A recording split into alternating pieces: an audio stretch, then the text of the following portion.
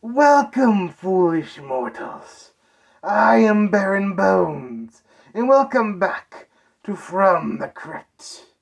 Today, we look at something truly terrible.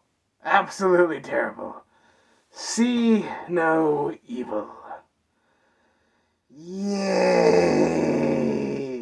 So See No Evil is a slasher horror movie directed by Gregory Dark. And it was one of the first, if not the first, major productions that the WWE, yes, the wrestling franchise, decided to produce. It starred one of its major wrestlers, Kane, as a slasher serial killer who hunts and kills a bunch of delinquents who are cleaning up a hotel that is full of secret passageways, two-way mirrors, and pretty much just is in disarray. And, well, Kane just goes around killing them. That's your plot, folks. There is some more stuff to the story. There is the story of the one-armed guard who has a history with this particular killer. It's not really relevant, and it doesn't add anything to the story. So what we have here is an example of a standard slasher movie.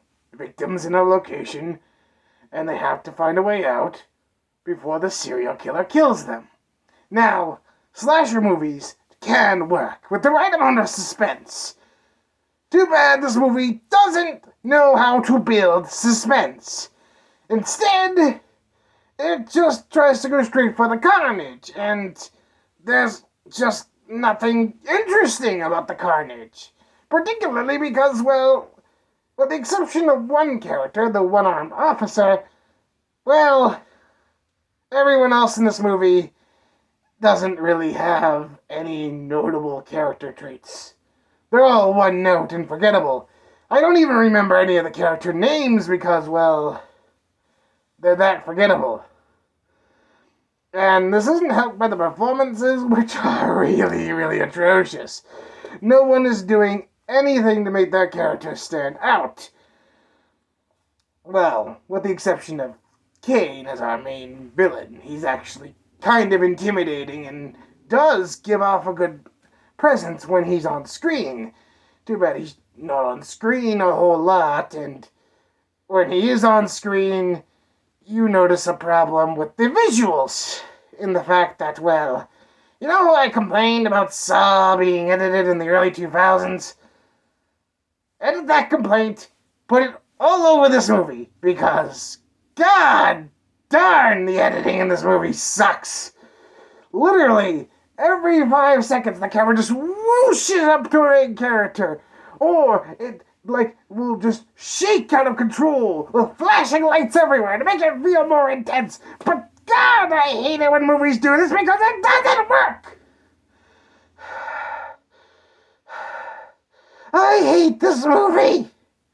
Even the soundtrack is generic and boring. I picked up this movie and decided to review it to give you guys an example of what a bad horror movie is. I have reviewed a lot of good ones on this show so far, and this is a great example of one that is absolute crap. It doesn't have a good story, doesn't have good characters, doesn't have any great moments that stand out. It's cookie cutter at best, and the editing is just terrible. This movie has not aged well at all. God, I hate this film. You want a recommendation here? Stay away from this one. It even has a sequel, for God's sakes, and I don't even understand how that happened. This movie was garbage from the instant it got released. It should have remained in the garbage heap and never gotten a DVD release. I'm glad it hasn't gotten a Blu-ray release because I couldn't find one, thank heavens. I hate this film. Next week, I will be talking about a B-movie. One with a ridiculous concept, and I will explain how that actually can work for the film's advantage. Next week, we talk about Wolf Cop. And as always, stay terrified.